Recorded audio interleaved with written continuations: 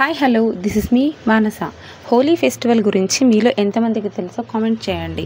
ఇక హోలీ పండుగని రంగుల పండుగ, డోలికాస్తవం, కాముని పండుగ, హోలికా పూర్ణిమ, మదనోత్సవం, వసంతోత్సవం అని వివిధ పేర్లతో పిలువబడుతుంది హోలీ ఫెస్టివల్.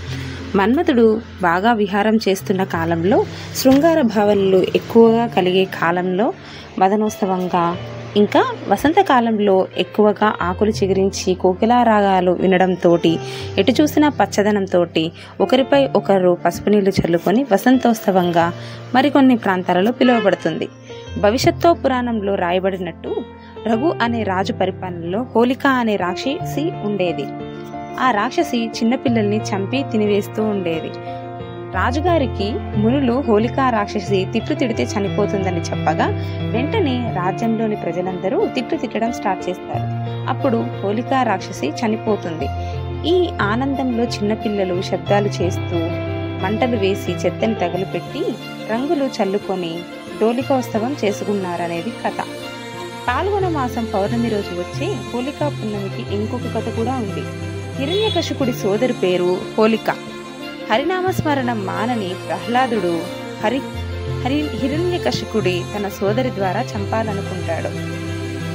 హోలికకు ఒక వరం ఉంది. అదేంటంటే అగ్నిని హోలిక ఏం చేయలేదు. అగ్నిలోకి హోలిక ఒళ్ళో కూర్చోబెట్టి ప్రహ్లాదుని దహించగా హోలిక చనిపోయి ప్రహ్లాదుడు బయటికి వస్తాడు. దాని వలన హోలికా పూర్ణమి జరుపుకుంటారనేది ఇంకొక కథ.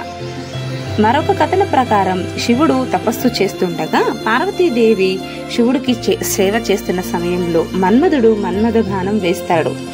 మన్మథుడు సహాయం శివపార్వతి కళ్యాణం కోసం పార్వతే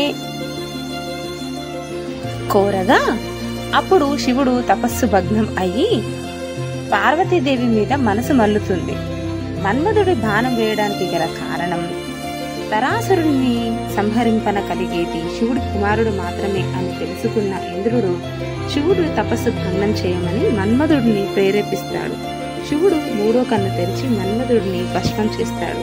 అందుకే కామదహనం చేసి హోలీ పండుగ చేసుకుంటారన్నది ఇంకొక కథ. ఉత్తరాదిన ఎక్కువ శ్రీకృష్ణుడి ఆరాధన హోలీ రోజే చేస్తారు.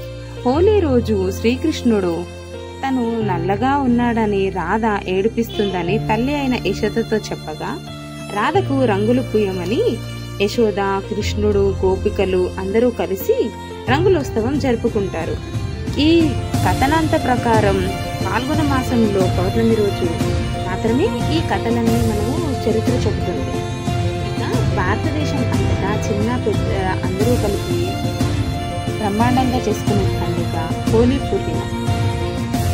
మా చిన్నతనంలో మేము కూడా ఎంతో బాగా సెలబ్రేట్ చేసుకునే వాళ్ళం హోలీ పండుగని. నేటి కాలంలో హోలీ పండుగ విశిష్టత గురించి ఎవరికీ తెలియదు. గుడ్లు, టమాటాలు విసురుతూ వాళ్ళ ఫ్రెండ్స్ మీద చేస్తున్న అల్లరి హోలీ రోజే మనకి కనబడుతుంది.